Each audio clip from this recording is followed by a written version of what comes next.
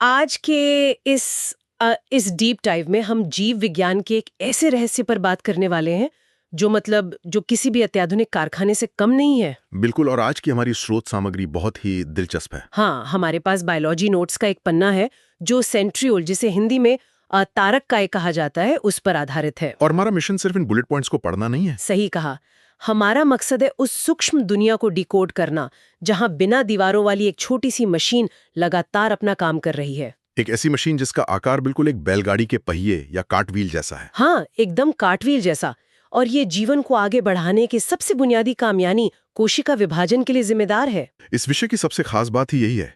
ये सोचने पर मजबूर करता है कि जीवन की बुनियादी इकाइयां कितनी सटीक और गणितीय होती हैं। बिल्कुल गणितीय, क्योंकि अक्सर जब हम किसी सेल या कोशिका का विचार करते हैं तो एक तरल पदार्थ का ही चित्र सामने आता है। एक जेली जैसी संरचना।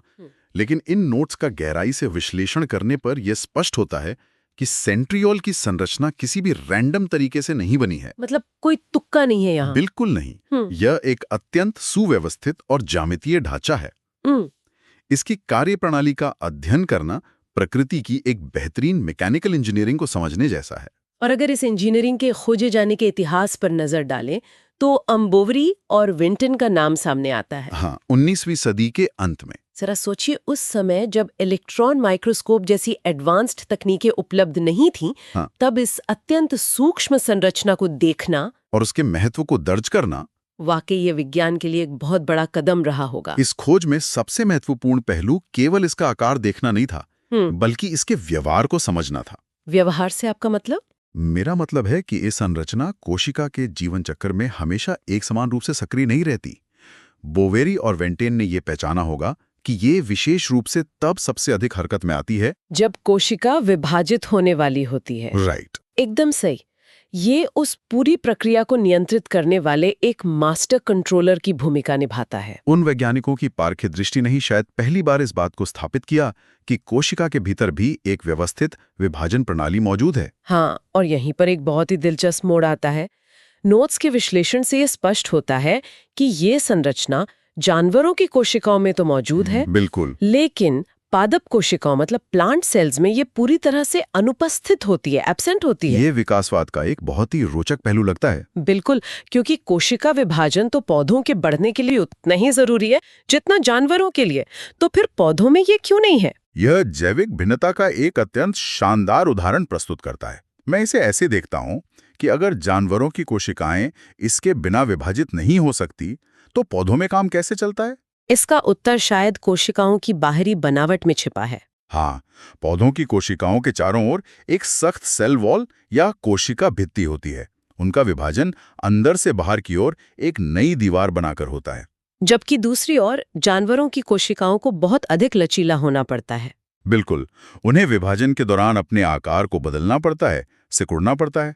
और इस लचीलेपन और आकार को बदलने की प्रक्रिया में सेंट्रियोल की उस सटीक खींचने वाली मशीनरी की आवश्यकता होती है। सही कहा। यह दिखाता है कि प्रकृति ने विभाजन जैसी एक ही बुनियादी जरूरत को पूरा करने के लिए अलग-अलग प्रजातियों में बिल्कुल अलग रणनीतियां विकसित की हैं। तो इसका अर्थ ये हुआ कि जानवरों की कोशिकाओं की जो संरचनात्मक जरूरतें थीं, उन्होंने इस विशेष मशीनरी को जन्म दिया। हाँ, और इसकी बनावट में एक और अजीब बात नजर आती है। ओके, तो चलिए इसे खोल कर देखते हैं। हमारे नोट्स बताते हैं कि यह पूरी तरह से झिल्ली रहित यानी मेम्ब्रेन लेस कोशिकांग है।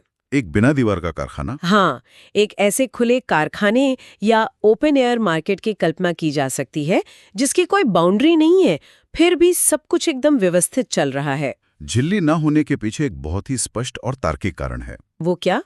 जब कोशिका विभाजन का समय आता है, तो इस संरचना को बहुत ही तेजी से काम करना होता है। इसे कोशिका के बाकी तरल पदार्थ, जिसे साइटोप्लाज्म कहते हैं, उसके साथ तुरंत संपर्क स्थापित करना होता है, ताकि प्रोटीन और अन्य आवश्यक अणुओं को अपनी ओर खींच सके। बिल्कुल। यदि इसके चारों ओर कोई सुरक्षात्मक आवरण या झिल्ली होती, तो वो एक रुकावट का काम करती। झिल्ली रहित होने के कारण ये बिना किसी देरी के स्पिंडल फाइबर्स का निर्माण शुरू कर पाता है। यह तर्क बहुत ही सटीक बैठता है कि झिल्ली न होने से इसकी प्रतिक्रिया की गति बढ़ जाती है। लेकिन यहाँ एक भौतिक विज्ञान का सवाल भी खड़ा होता है मेरे दिमाग में। कैसा सवाल? अगर इसके आसपास कोई बाहरी दीवार नहीं है, तो यह साइटोप्लाज्म के आंतरिक दबाव और हलचल के बीच अपनी संरचना को सुरक्षित कैसे रखता है? बिना किसी सहारे के इसका बिखर जाना तो तय लगता है। ये एक बहुत ही महत्वपूर्ण दिशा है और शायद इसी सवाल का जवाब इसके उस विशेष बैलगाड़ी के पहिए वाले आकार में छिपा है। कार्टवेन स्ट्रक्चर। हाँ, संरचनात्मक स्थिरता या स्ट्रक्चरल इंटेग्रिटी किसी भी बिना झिल्ली वाले अंग के लिए सबसे बड़ी चुनौती होती है और यहीं पर वो कार्टव्हील मॉडल अपनी उपयोगिता साबित करता है।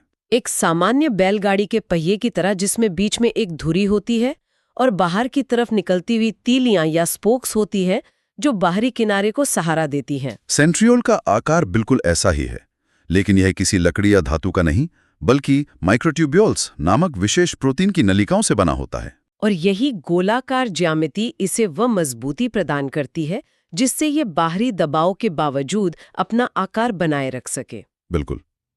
अब इस पहिए की ज्यामिति को थोड़ा और गहराई से समझते हैं। नोट्स में इसके लिए एक विशिष्ट गणितीय व्यवस्था दी गई है, 9+0। 9+0 अरेंजमेंट। अगर इस ज्यामिति का विश्लेषण किया जाए तो जो 9 है वो उन बाहरी तीलियों को दर्शाता है जो परिधीय यानी पेरिफेरल हिस्से पर मौजूद हैं। और 0 का अर्थ ये होना चाहिए कि उसके केंद्र या धुरी वाले हिस्से में कोई माइक्रोट्यूब्यूल नहीं है, वो जगह बिल्कुल खाली है। यह 9+0 व्यवस्था इस मशीन का ब्लूप्रिंट है। बाहरी घेरे में 9 तीलियों का होना और केंद्र का पूरी तरह से शून्य या खाली होना कोई इत्तेफाक नहीं लगता। ये ज्यामिति इतनी सटीक है कि हर एक जानवर की हर एक कोशिका में ये बिल्कुल इसी अनुपात में पाई जाती है।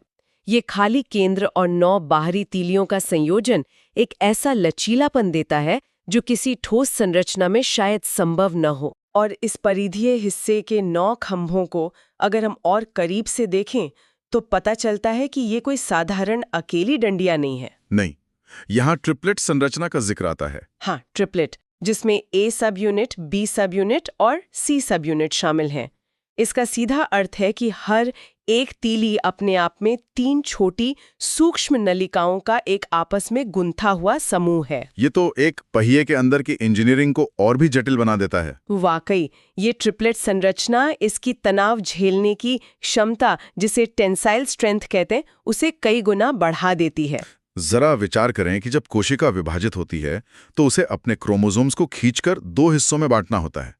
ये प्रक्रिया बहुत भारी यांत्रिक दबाव या मैकेनिकल स्ट्रेस पैदा करती है। एक अकेली नलिका इस बल के प्रभाव में आसानी से टूट सकती है। बिल्कुल टूट सकती है, लेकिन जब 3 सूक्ष्म नलिकाएं A, B और C एक साथ मिलकर एक स्तंभ बनाती हैं और ऐसे 9 स्तंभ एक गोलाकार घेरे में मौजूद होते हैं तो वे एक बहुत मजबूत ढांचा तैयार करते हैं जो विभाजन के दौरान पैदा होने वाले किसी भी भारी खिंचाव को आसानी से सहन कर सकता है। अगर गणित लगाएं तो 9 को 3 से गुणा करने पर बाहरी घेरे में कुल 27 नलिकाएं होती हैं। 27 नलिकाएं जो एक अविश्वसनीय मजबूती का निर्माण करती हैं। यह वाकई हैरान करने वाला है कि प्रकृति ने तनाव को बांटने के लिए ट्रिपलेट का ये मैकेनिज्म तैयार किया। लेकिन भौतिकी के हिसाब से यहाँ एक संरचनात्मक चुनौती अब भी दिखती है मुझे। वो क्या? अगर बाहरी घेरे में 9 मजबूत खंभे हैं और बीच का हिस्सा यानी 0 पूरी तरह खाली है और कोई बाहरी झिल्ली भी नहीं है, तो ये 9 खंभे हवा में तो टिके नहीं रह सकते। सही पॉइंट है।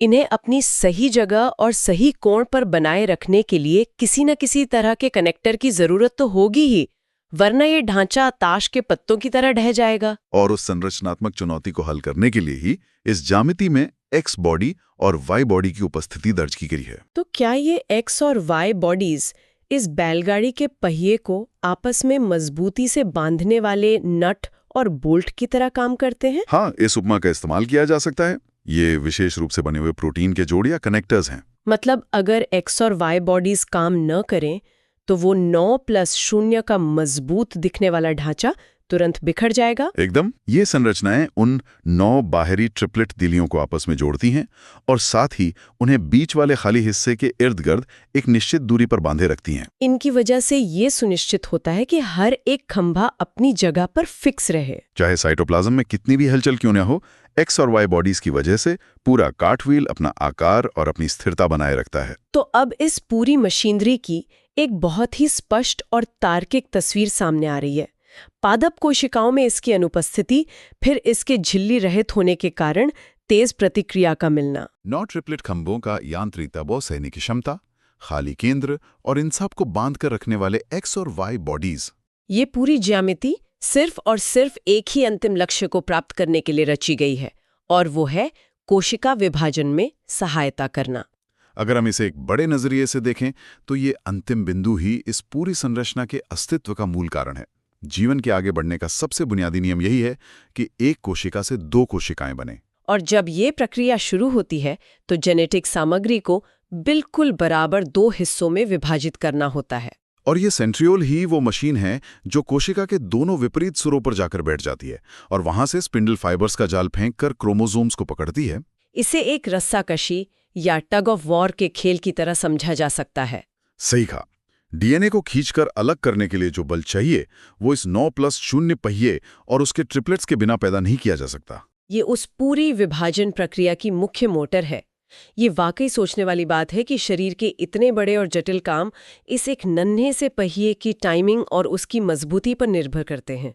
हमारे शरीर का कोई घाव भर रहा हो या किसी नए जीवन का विकास हो रहा हो, उस हर प्रक्रिया के मूल में इस सूक्ष्म मशीनरी का बिना रुके बिल्कुल सटीक तरीके से घूमना शामिल है।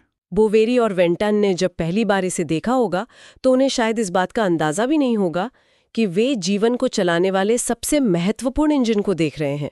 इस विश्लेषण से ये स्पष्ट होता है कि इसका मेम्ब्रेनस होना और इसका 9+0 ट्रिपलेट आकार ये कोई संयोग नहीं है। ये जीवन की आवश्यकता के अनुसार विकसित किए गए सबसे उन्नत समाधान हैं। ये देखना दिलचस्प है कि कोशिका के इतने छोटे स्तर पर भी कार्यक्षमता और संरचनात्मक मजबूती के बीच कितना बेहतरीन संतुलन बना हुआ है। प्रकृति ने कितनी बारीकी और सटीकता के साथ जीवन के नियमों को घड़ा है, ये अध्ययन उसका एक प्रत्यक्ष प्रमाण है। चलिए इस डीप डाइव में जो कुछ भी सामने आया है उसके मुख्य पहलुओं को एक बार समेट लेते हैं। आज हमने एक बहुत ही सूक्ष्म और रहस्यमयी संरचना को डिकोड किया।